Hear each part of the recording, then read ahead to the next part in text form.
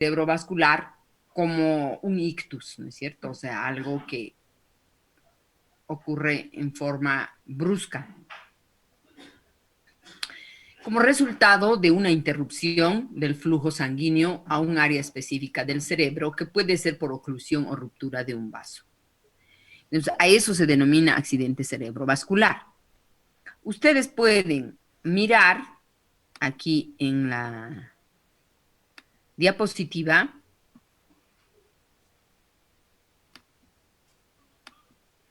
No puedo sacar esto. Ahí está. Una imagen donde tenemos un accidente cerebrovascular hemorrágico y un accidente cerebrovascular isquémico. Entonces, podemos diferenciar como accidente cerebrovascular de tipo isquémico y de tipo hemorrágico, ¿no es cierto? De tipo isquémico, conocido también como infarto cerebral, ¿sí? Se debe a la oclusión de alguna de las arterias que irrigan la masa encefálica, generalmente por la presencia de un trombo o ya sea por un émbolo. Entonces, ahí nosotros llamamos accidente cerebrovascular isquémico o infarto cerebral. El hemorrágico se denomina hemorragia cerebral o apoplejía y se debe a la ruptura de un vaso sanguíneo encefálico debido a la hipertensión arterial, la ruptura de un aneurisma o el uso de drogas. ¿Sí? Hasta acá está entendido, facilito, ¿no?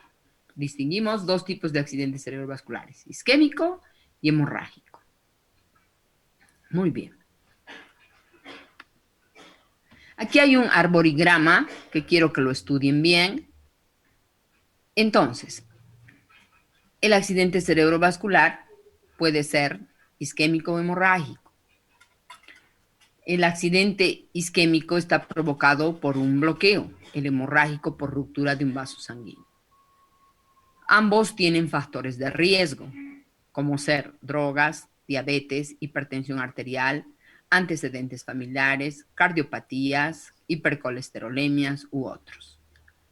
Presenta síntomas como cuáles: cefalea, dolor muscular, visión borrosa, disartria, pérdida del equilibrio. Bien bonito es esto.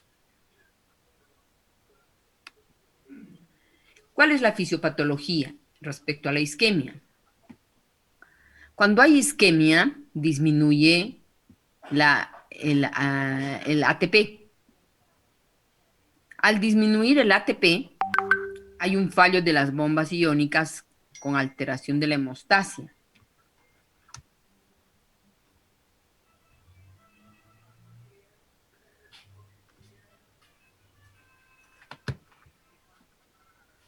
Este fallo de bombas produce una despolarización. Al producirse la despolarización de la neurona, hay una liberación de neurotransmisores excitatorios.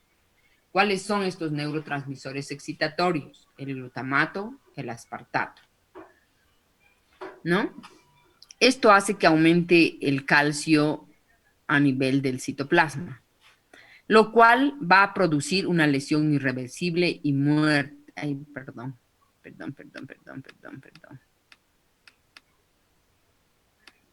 Y muerte. ¿Sí? Existe otra vía de lesión que es a través de la disminución del oxígeno y el metabolismo anaeróbico de la glucosa, que va a producir una gran producción de ácido láctico, produce radicales libres, hay una lesión irreversible, hay una lesión de la glía.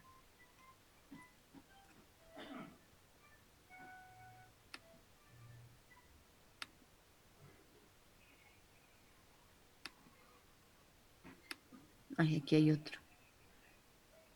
Muy tarde entran. Ya. Hasta acá está entendido, ¿no? Sí, doctor. Bien. Entonces, el accidente cerebrovascular hemorrágico ocurre cuando un vaso sanguíneo se rompe dentro del cerebro. Esta es la fisiopatología del accidente cerebrovascular hemorrágico.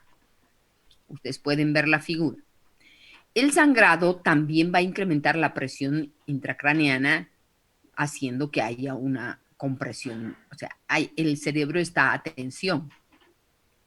El cerebro es muy sensible al sangrado y el daño se puede presentar con mucha rapidez. Entonces, ustedes ya pueden ir deduciendo cuál es la evolución clínica de un ACV isquémico y de un ACV hemorrágico, ¿no es cierto? Entonces, ¿cuál va a evolucionar más rápido?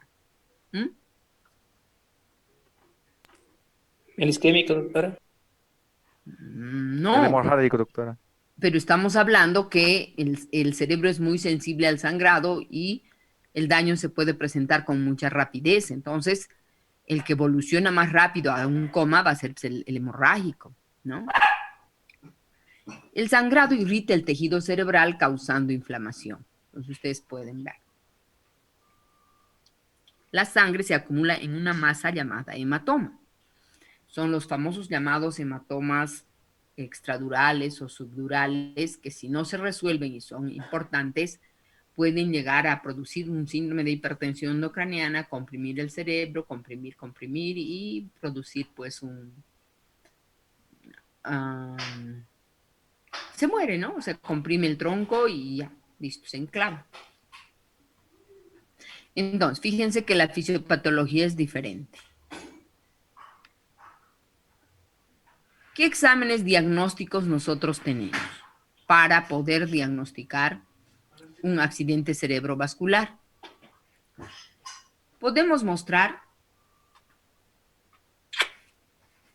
si el paciente ha tenido un accidente cerebrovascular a través de una tomografía. Es lo que tenemos que pedir inmediatamente cuando sospechamos de un ABC o un ACV. E identificar de qué tipo es a través de la tomografía. E incluso con la clínica podemos nosotros ya saber, no se olviden que el todo es íntegro. La anamnesis, el examen neurológico y nuestra impresión diagnóstica. Los estudios lo único que hacen es confirmarnos lo que nosotros estamos sospechando.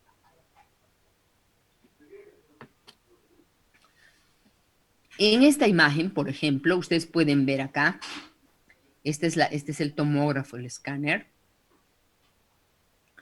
Es una tomografía axial computarizada de cerebro. Y acá en esta imagen ustedes pueden apreciar grande. ¿Qué es esto? ¿Sangre o es isquemia? Isquêmico, doutor. Isquémico. Entonces vamos a ver una extensa región hipodensa. Se describe así en tomografía. Hipodensa. ¿En qué área? Fronto. Fronto Região parietal. parietal, doutor, provavelmente na artéria silviana. Fronto parietal del lado derecho. ¿Mm? Dice acá, se realiza poco después del comienzo de los síntomas del ABC. Generalmente se utiliza para descartar junto a la resonancia magnética otras enfermedades que no son ABC y distinguir entre un infarto y una hemorragia cerebral. Bien. Acá tenemos una resonancia magnética donde vamos a ver esta imagen hiperintensa, se llama así en resonancia. No es lo mismo la descripción de una resonancia que de una tomografía. Hablamos de intensidades y no de densidades en cuanto a resonancia se refiere. Entonces, este corte axial nos va a mostrar un área infartada por el territorio de la arteria cerebral posterior derecha. ¿Mm? Es una imagen, como veríamos en tomografía, hipodensa, pero acá se ve hiperintensa, ¿no? En cambio, en una tomografía, nosotros vamos a ver la sangre como una imagen hiperdensa. Si esto fuera una tomografía, diríamos que aquí hay un sangrado. ¿Mm? La resonancia magnética puede revelar la presencia, ubicación y tamaño de un aneurisma o malformación en las arterias y venas que pudiera causar un ABC hemorrágico. Por ejemplo, acá tenemos, ¿no? Esta es una angioresonancia. Es una angiografía cerebral. Hoy en día hacemos ya angioresonancias y se ve así, igual. Bueno, La angiografía cerebral consiste en inyectar un colorante para estudiar la circulación de la sangre, puede mostrar los vasos sanguíneos obstruidos y las zonas del cerebro que han sido privadas de sangre. Ahora, hoy en día se hace una angioresonancia, o sea, a través de la resonancia vamos a ver con el contraste los vasos también, ¿no? Muy bien. El electroencefalograma va a ayudar en un ABC. Bueno, no es de gran utilidad en el momento mismo, ¿no? La tomografía se ha convertido realmente en una herramienta muy eficaz, muy útil. Perdón, no había estado grabando.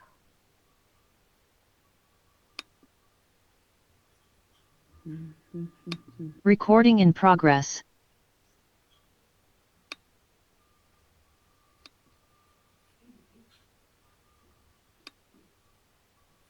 Ya, lo que les decía. El electroencefalograma no es de gran utilidad, no sirve para registrar los impulsos de la actividad del cerebro. La intensidad, la duración, la frecuencia y el origen de los impulsos suministran mucha información sobre la función cerebral. Y esto es normal y aquí patológico, ¿no? En un Parkinson, en un ABC irregular, con latencia, en un paciente con demencia, ¿no? En un paciente que tuvo crisis. Y bueno, los potenciales evocados que miden la capacidad del cerebro para procesar y reaccionar a los estímulos sensoriales del medio ambiente. Las respuestas permiten determinar si existen zonas anormales en el cerebro. ¿Sí? Ver, saber, ser.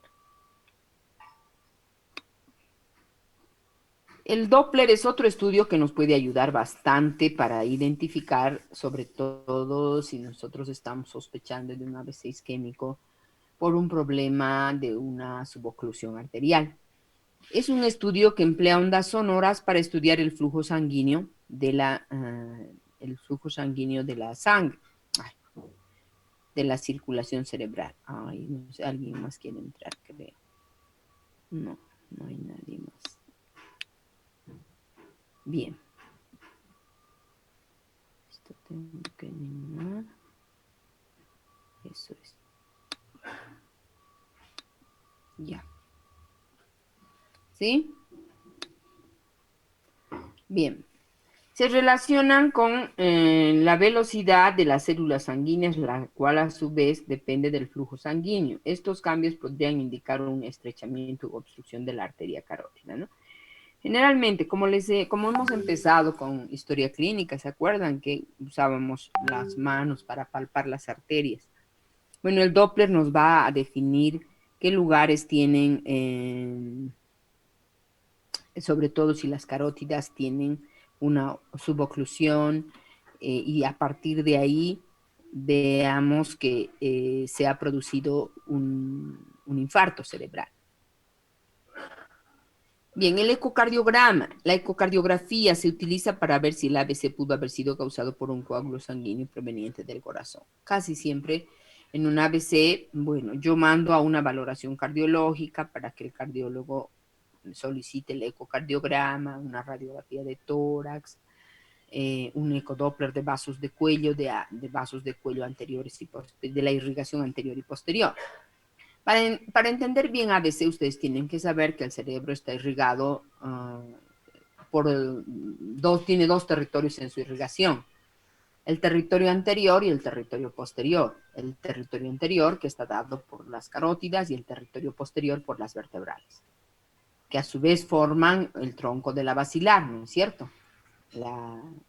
Las arterias vertebrales. Y las carótidas, ustedes saben que se bifurcan, ingresan al cerebro, etc. Bueno, eso de circulación voy a dejar para que ustedes revisen un poco para entender el tema. Bien.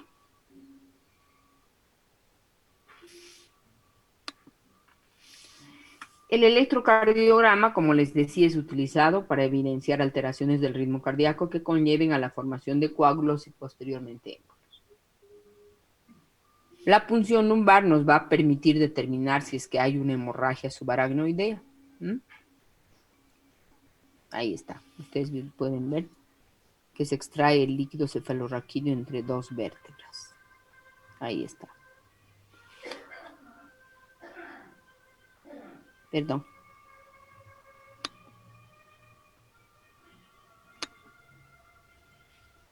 Bien.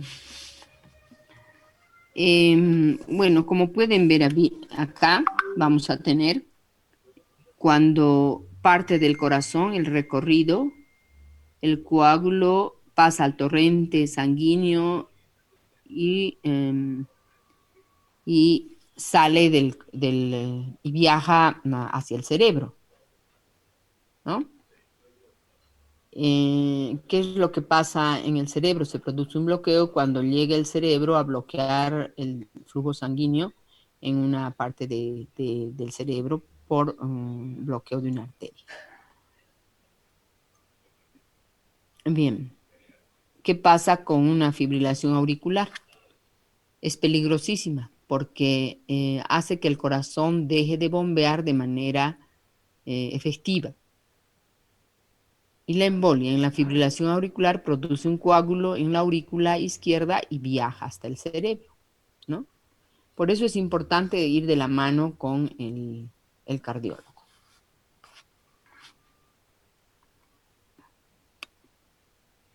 Es importante también el stroke, también se llama stroke, en inglés quiere decir ictus, golpe, stroke, en el stroke. Nosotros los neurólogos tanto no denominamos ABC o ACV, siempre nos referimos al stroke, ¿no? Stroke es S-T-R-O-K-E, stroke, ¿no? O sea, ictus, golpe. Es importante en el stroke los exámenes sanguíneos.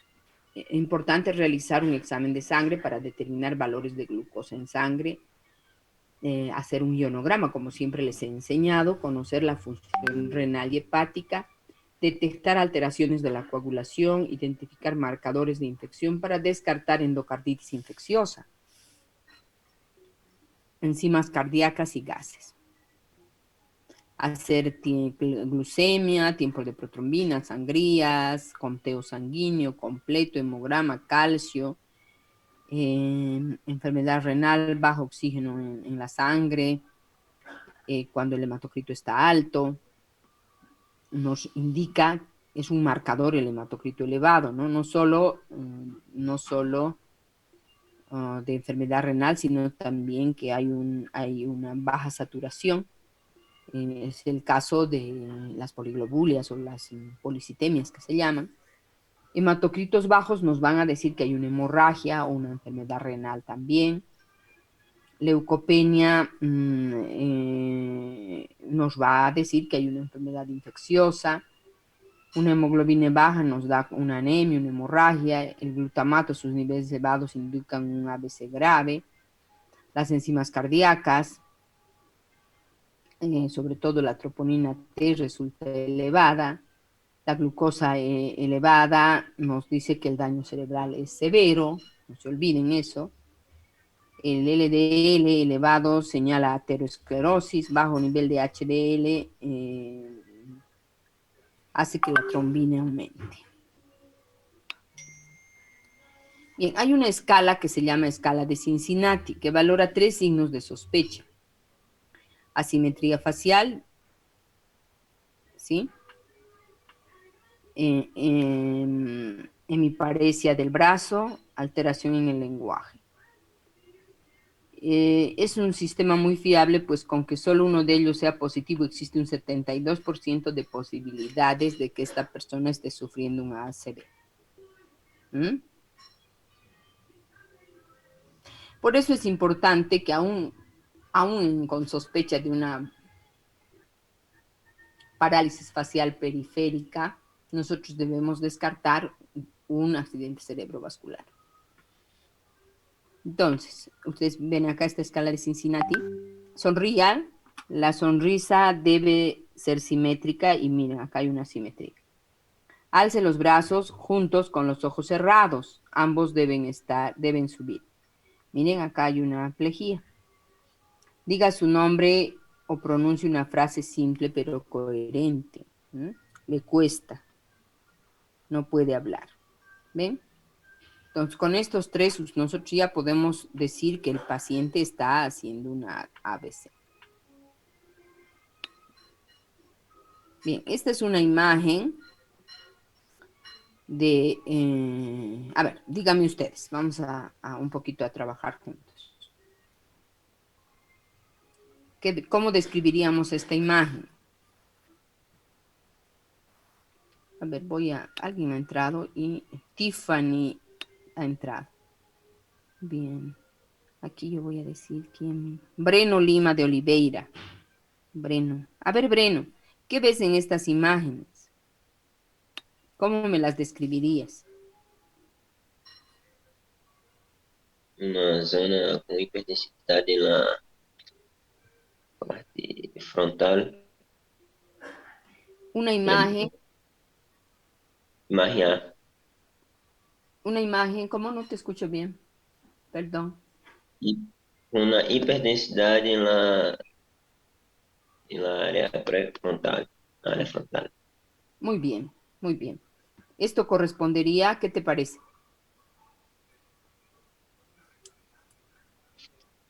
De tipo hemorrágico, AVC tipo hemorrágico. Muy bien. Esto entonces se describe así: imagen hiperdensa, de bordes irregulares, de gran tamaño, rodeado de un halo de hipodensidad que podría corresponder a un edema.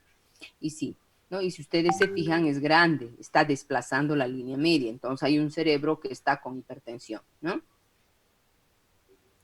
Uh-huh.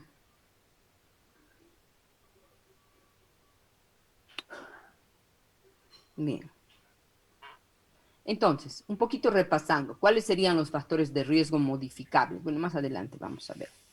Este es un hemorrágico, aquí tiene ABC hemorrágico, es bien intraparenquimatoso, y este es un isquémico, fíjense ustedes.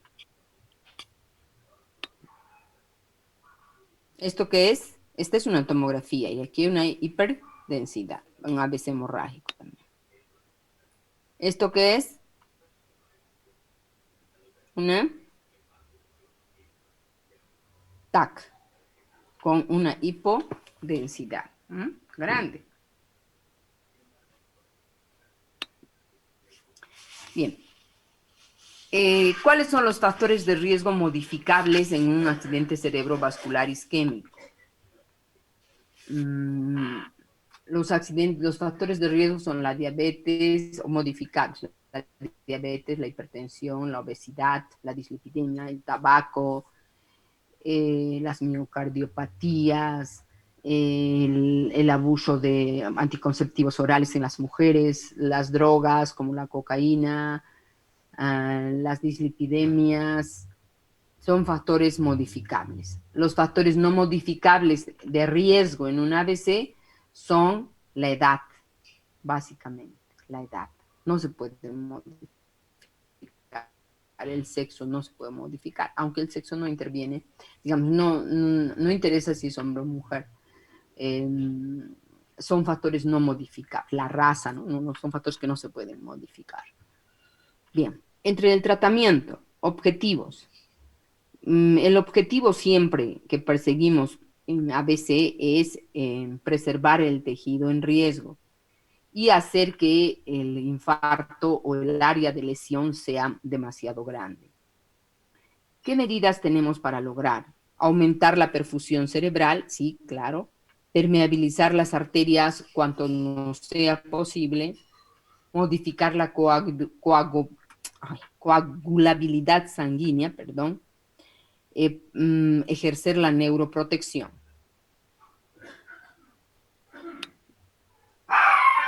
Preservar la vía aérea, pero no usar oxígeno de manera rutinaria. Esto es lo que debemos hacer en la urgencia, ¿no? Si ustedes están en una sala de urgencia, haciendo su guardia, su rote ya de internado, entonces no debemos olvidar que preservar la vía aérea es importante.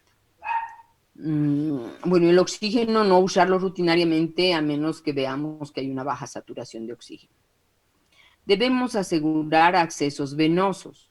2. Un monitoreo cardíaco y monitoreo de la saturación de la presión de oxígeno. Evitar que el azúcar baje por debajo de 60 miligramos por decilitro y suba por encima de 180 miligramos por decilitro. Mantener el estado hemodinámico, es decir, la hidratación. Protección gástrica, tenemos que darle ranitidina, omeprazol. Profilaxis, se puede hacer la profilaxis de esto de la trombolisis con heparina, ¿no? O sea, un anticoagulante. La heparina de 5.000 unidades cada 24 horas. Bueno, actualmente contamos con las heparinas de bajo peso molecular, que hay de 40 y 60 miligramos. Cuando estamos seguros que es un ABC, es preferible usar la heparina de bajo peso molecular, que viene con el nombre de enoxiparina. Tener cuidado también con los cuidados posturales. Debemos mantener la cabecera a 30 grados para evitar una broncoaspiración. Bien, el arborigrama de todo esto, manejo en urgencias, tenemos que el ABC, mantener la vía aérea permeable, la circulación correcta, de manera que nosotros podamos tener 2 accesos venosos, la presión arterial y otros. Entre otros factores que nos ayudan también es el manejo de la glucemia. Les vuelvo a repetir, no menos de 60 ni más de 180.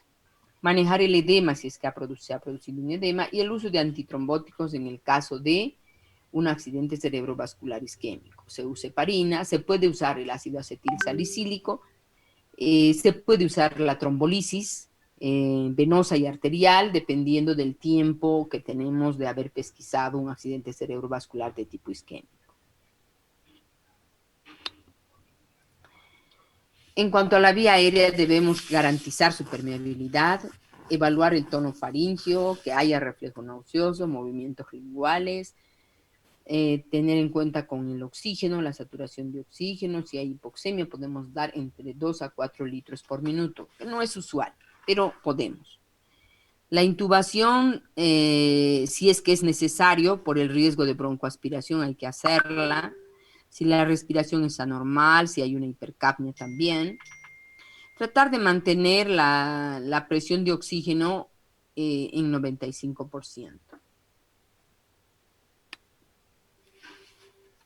Respecto a la circulación, evaluar el pulso y la presión arterial en ambos brazos cada 15 minutos, no se olviden. El monitoreo cardíaco continuo, fijarnos si el electrocardiograma está alterado a través de las troponinas. No se olviden los 2 accesos venosos, que uno sería utilizado para hacer una trombolisis. Y los líquidos, en bolo puedes pasar 100 cc, luego 2000 cc para 24 horas, ¿no? Esto depende mucho del estado general del paciente. Si está deshidratado, le daremos más líquido. El cerebro necesita líquido. Y el ionograma hay que hacer cada día, ¿no? En un paciente con ABC. El control de la glucemia, bueno, hay que hacerle la glucemia en sangre al ingreso y luego cada 2 horas a través del glucómetro. Mantener los niveles de glucemia en sangre, como ya les he dicho, menos de 60 y mayor de 60 y menos de 80, lo mismo que hace rato. Etapa de hiperglucemia acarrea mal pronóstico, sí, por supuesto. Aumenta el edema cerebral, el glutamato y la acidosis metabólica. La presión arterial es importante vigilarla. Cuando hay una presión arterial de origen fisiológico, suele resolverse sin mayor problema, pero generalmente no es así. Cuando tratar si la presión está arriba de los 220 quebrado 120 milímetros de mercurio, es decir, si la presión arterial, la sistólica está en 220 y 120. Nunca bajar la presión arterial en forma brusca, ¿no? Nunca debemos bajarla en forma brusca. La presión arterial media, cuando se logra medir, debe estar por arriba de 130 milímetros de mercurio. ¿Mm? En aquellos casos en los que se sospecha un infarto agudo de miocardio, una insuficiencia renal aguda, una insuficiencia cardíaca congestiva, hipertensión arterial o una disección vascular, debemos tener mucho cuidado.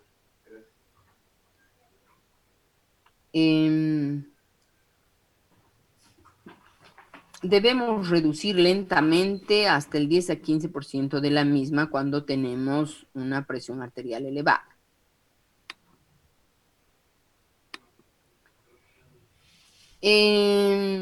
Podemos manejar también la presión arterial con antihipertensivos orales si es que se puede, captopril, losartán, amlodipina, bueno, el medicamento que el paciente está usando, podemos duplicar su dosis. Hay otros medicamentos que antes se usaban, el labetalol, bueno, generalmente no uso el uso de nitroprusiato está controvertido. La nifedipina antes usábamos, les cuento. Venían en cápsulas blandas, entonces pinchábamos con una agujita y poníamos debajo de la lengua. Pero eso no se hace más, ¿no? Eso está totalmente descontinuado debido a que ustedes tienen que saber que no se debe bajar en forma brusca el flujo sanguíneo en el cerebro, porque podemos aumentar un accidente cerebrovascular, agravar más bien el accidente cerebrovascular. No podemos realizar una trombolisis si la presión arterial está por debajo de 180-110. No podemos realizar la trombolisis. La trombolisis es importante y se hace en unidades de stroke cuando se pesquisan rápidamente los accidentes cerebrovasculares y de verdad que se evita las discapacidades, ¿no? Porque rápidamente disuelves el trombo. Entonces, no se muere tejido cerebral y la persona no se discapacita. El edema cerebral. ¿Cómo hacemos para el edema cerebral? Debemos restringir líquidos, lo que les decía, elevar la cabecera a 30. Doutor, ¿Qué? perdão, quando que é importante fazer a trombolisis? Que não entendi. La trombolisis se hace cuando tú pesquisas rápidamente un accidente cerebrovascular, ¿entiendes? No tiene que pasar, por ejemplo, 24 horas, 3 horas, o sea, es rápido. El periodo de ventana que tenemos por eso la idea siempre es pesquisar rápidamente el ABC. Entonces puedes hacer la trombolisis. Gracias. Si pesquisas más tarde, no te olvides que ya hay lesión cerebral, ¿no? O sea, entonces si pesquisas Doutora, sí. este trombolizar é independente que seja isquêmico ou hemorrágico? Estamos hablando de trombo. Un trombo, ¿qué tipo de accidente cerebrovascular va a producir? Isquémico. ¿Ah? Isquémico. Hemorrágico es por ruptura, no te olvides, no me estás entendiendo. Hemorrágico es porque cuando se rompe un vaso. Isquémico es por trombo, émbolo, un trombo o un émbolo que vaya a tapar una arteria. Entonces, si un émbolo o un trombo está tapando una arteria, la trombolisis lo que hace es destruir el trombo y así permeabilizas el flujo sanguíneo de manera que el cerebro no sufre. Por eso la trombolisis debe ser muy, muy rápida, ¿no? De hacerla. Hay unidades de stroke que pesquisan y hablan de corazón-cerebro en tiempo, ¿no? Si pesquisas a la hora, sí puedes hacer una trombolisis. Más de 2, 3 horas ya no hace falta porque ya se produjo el daño, ¿no? ¿Entendieron, verdad? Sim, doutora. Ahora sí, doutora. De nada. Entonces, en cuanto al edema, debemos tomar en cuenta si se puede usar el manitol, el furosemida, albúmina, etcétera, ¿no? En casos en que el edema sea por un ACV hemorrágico, tenemos que pensar en hacer una craneostomía para descomprimir el cerebro. Bien, hablando de la terapia antitrombótica, bueno, están las heparinas. No demostradas, dicen, para un ABC, pero realmente tiene utilidad. Yo sí tengo la experiencia de haber usado las heparinas y haber evitado que progrese un ABC. A lo mejor no tiene la misma acción que un trombolítico, pero sí estabiliza y evita la progresión del ABC. La aspirineta es un excelente antiagregante plaquetario, un baratito, sencillo, y sí podemos usarlo dependiendo del grado de gravedad del ABC. 325 en pacientes fuera de ventana terapéutica. Bueno, yo uso 100 miligramos de ácido acetil salicílico.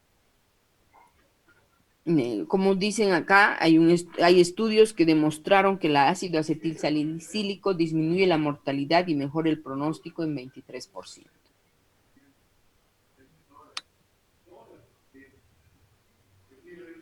La trombolisis venosa se sugiere antes de 180 minutos, o sea, 3 horas. Ahí está, ¿no? Lo que les decía. Ahora, actualizando un poco la diapositiva, ya 3 horas es mucho en la actualidad. Ahora ha bajado de 1 hora y media a 2 horas. Algunos estudios dicen que la ventana terapéutica podría subir a 4 a 5 horas, ¿no? Sin embargo, los estudios recientes dicen que la ventana terapéutica no debe pasar las 2 horas. Bien, acá tenemos un trombolítico, que es el RTPA, que podemos pasar intravenoso, 0,9 miligramos por kilo, 10% en bolo en 1 a 2 minutos y el 90% lo pasamos en 60 minutos. Esa es la forma de hacer la trombolisis en un paciente con accidente.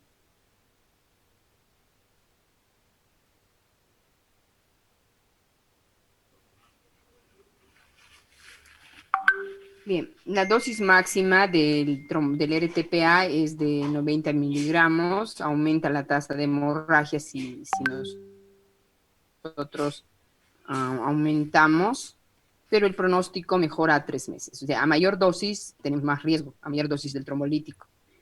Pero si corremos el riesgo y pasamos, el pronóstico es mejor. No usar la uroquinasa y la estreptoquinasa. Ya no se usa. Contraindicaciones. ¿En qué casos no debemos usar trombolisis? En casos de hemorragia evidente, ¿sí? En casos de que haya una hemorragia evidente en por lo menos 1/3 del territorio cerebral medio comprometido, cuando hay efecto de masa, no usar, cuando la presión arterial está por debajo de 180-110. Los anticoagulantes tendrían que ser suspendidos 48 horas antes. El tiempo de protrombina mayor de 15 segundos, el INR tiene que estar en 1.7 y tenemos que tener en casos de trombocitopenia. ¿En qué casos no usar? En accidente cerebrovascular hemorrágico o un traumatismo de cráneo. Cuando el azúcar está por debajo de 60 o por encima de 400, no usar trombolisis. Si ha tenido 14 días antes una cirugía mayor, de cualquier cirugía no se puede usar una trombolisis. Cuando hay convulsiones, eso también, por eso hay que conocer bien al paciente su historia. Cuando han habido sangrados previos a 21 días y cuando ha habido un infarto agudo de miocardio, perdón, aquí hay otra persona y me salí.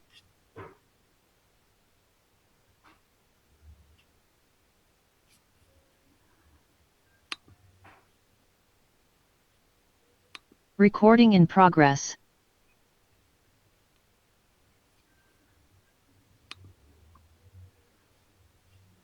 Bien.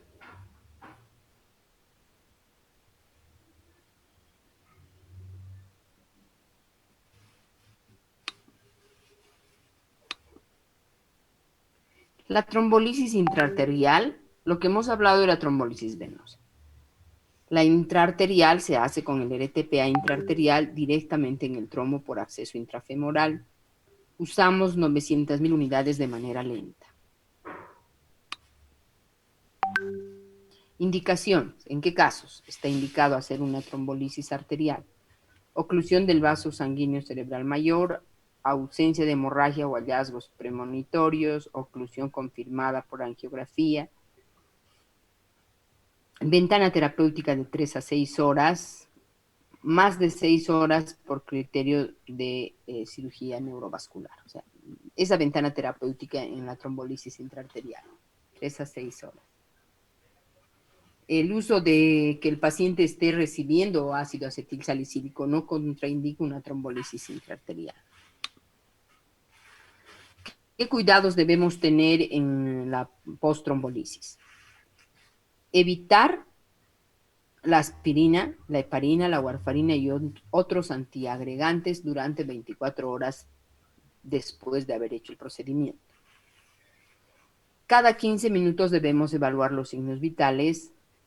Durante infusión de medicamentos, evaluar cada 30 minutos por 2 horas y luego cada 60 minutos por 6 horas. Evaluar la escala a través de la escala de Glasgow, el sensorio, por 6 horas después de la trombolisis. ¿En qué caso sospechamos que hemos producido una hemorragia? Cuando el sensorio se compromete, es decir, el Glasgow disminuye. En esos casos debemos realizar una tomografía simple, suspender el RTPA. También está contraindicado si la presión arterial está por debajo de 180-110. Bueno, el labetalol es una infusión, se pone en 2 minutos, 10 miligramos. Este labetalol sí podemos usar cada 20 minutos en caso de trombolisis intraarterial.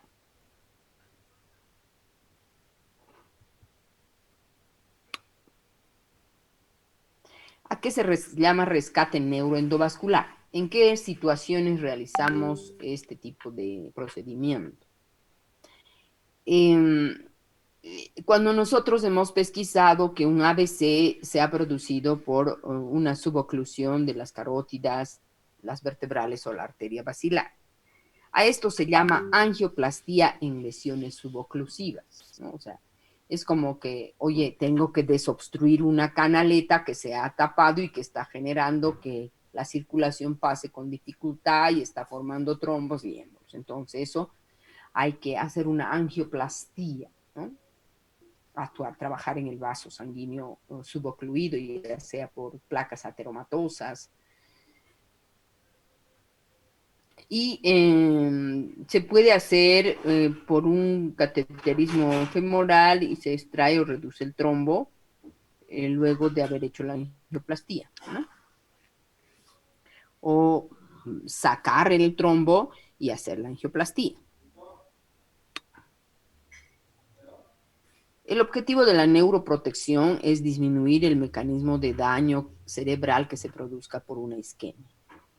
¿Cómo lo hacemos? Evitando la acidosis, disminuir el consumo de oxígeno neuronal, disminuir la sobrecarga de calcio más glutamato, calcio citosólico, ¿sí? Hay un estudio en que Kuhl y algunos colaboradores hablan de cómo proteger al cerebro. Mantas de frío, sábanas heladas, lavado gástrico con agua helada, cascos de hielo. Bueno, esto es simplemente información, no he visto nunca. Esta neuroprotección debe estar hecha durante los primeros 90 minutos de un ABC.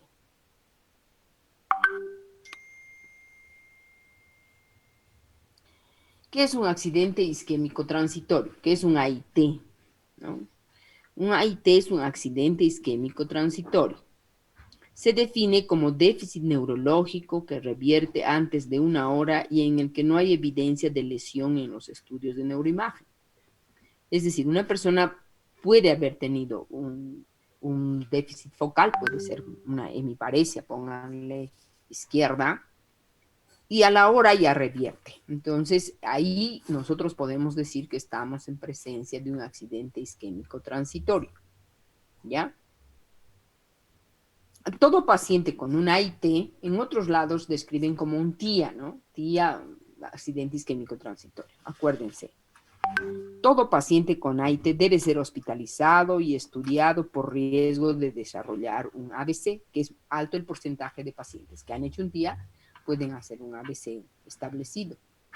Lo que veo acá en nuestro medio, con los médicos que trabajan en los hospitales, los internos, etcétera, cuando es un ABC incluso de 2 horas, lo medican y lo mandan a la casa.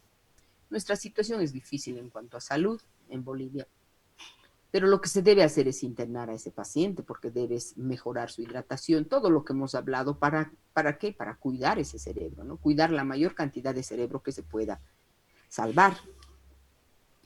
De ahí que la indicación siempre es internar a un paciente aún con un TIA o con un AIT, Debemos internar, hacer toda la rutina de laboratorios, el ionograma,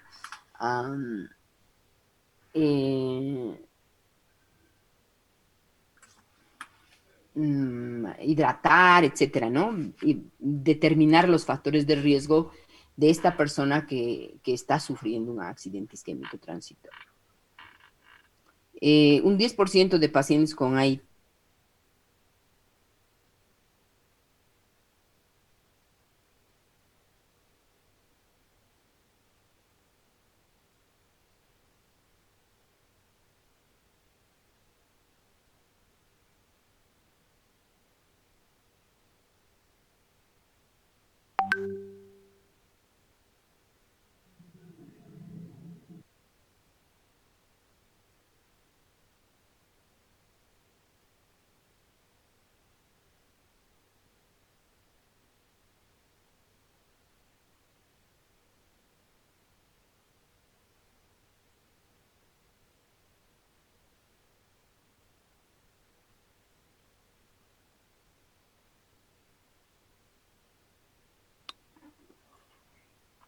Perdón, me salí.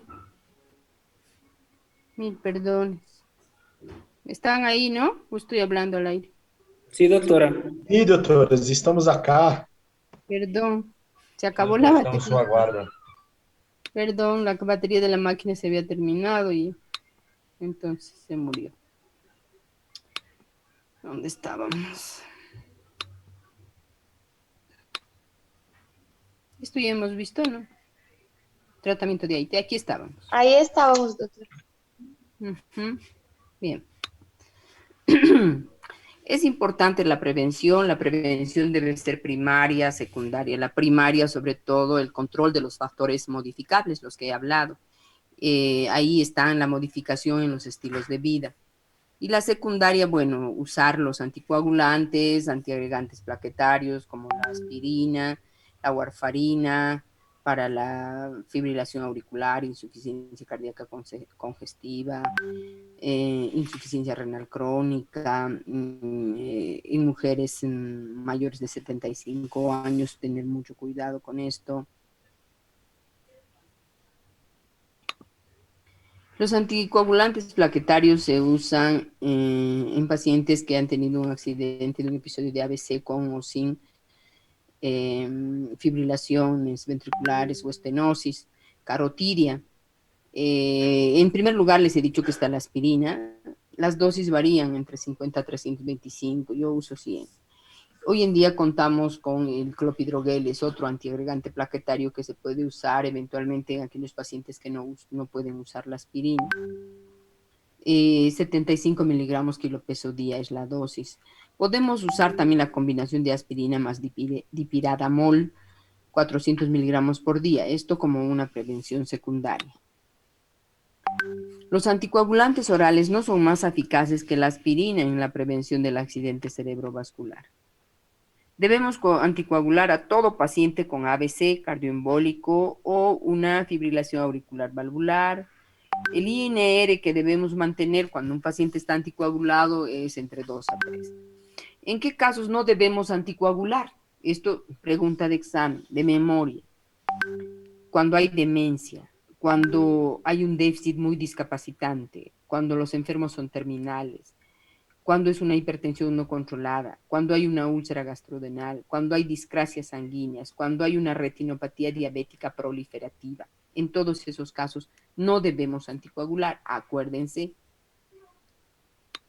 Doutora, estão esperando alguns ticos para septar? Ah, qué raro. Ok, ahora los acepto. No, no hay nadie.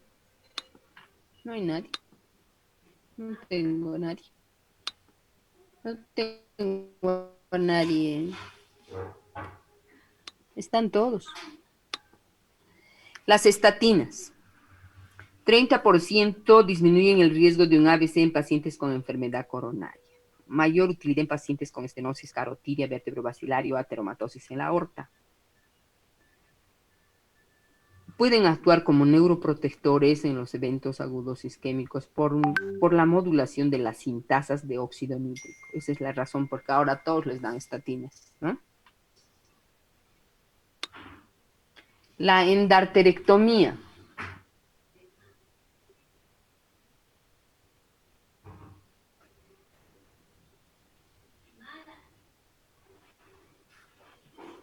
La endarterectomía carotidia está recomendada en pacientes que han tenido una estenosis carotidia de más o menos el 70%, o sea, cuando el flujo está comprometido en un 70%. Por supuesto, está contraindicada la endarterectomía carotidia en fase aguda del ABC. Cuando una estenosis está entre el 50 al 70%, se deben valorar otros factores asociados.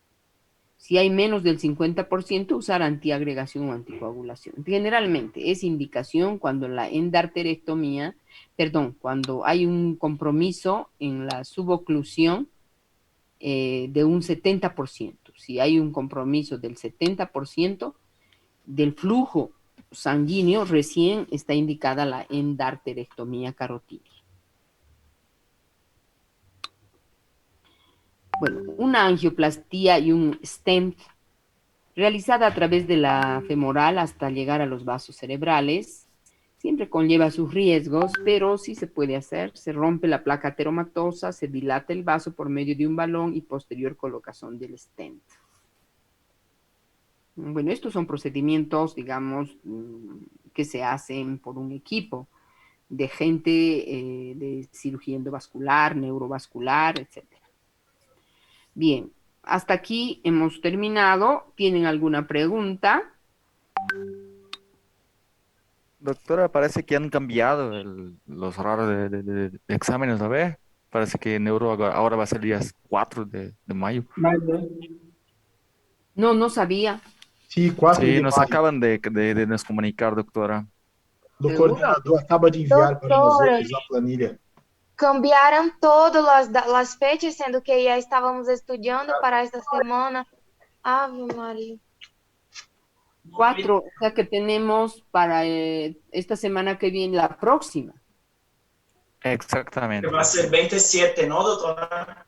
El El examen. 27, claro, era el miércoles. Sim, Era cambiou para o 27, dia pero 4. Simples y complejas.